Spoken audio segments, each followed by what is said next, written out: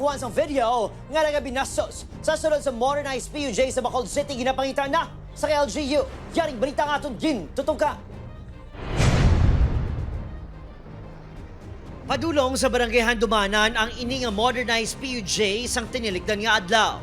Kasubong nga normal lang nga pasaherong lalaki nga naka-brown. Apang sunod sa isa sa mga pasahero nga si alias Shen.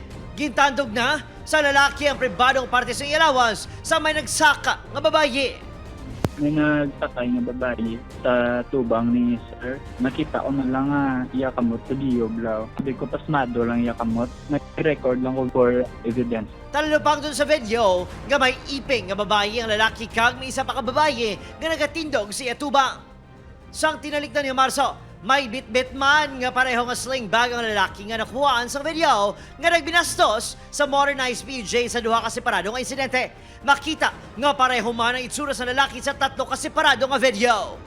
Ang una nga duha ka insidente, ginpakita sa news team sa isa ka psychologist kag ginpahayag nga isa ka sahay sa exhibitionism disorder.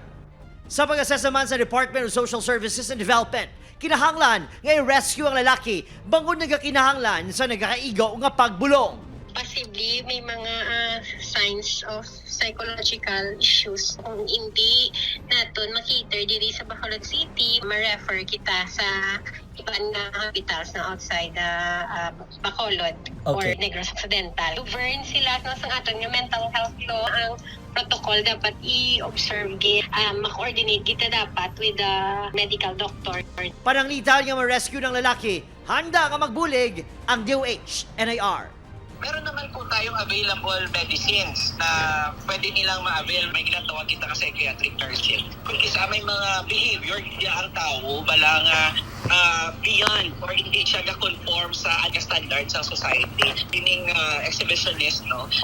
Kinanglan sila sa intervention. Adrian Pretos. 1 Western Visayas.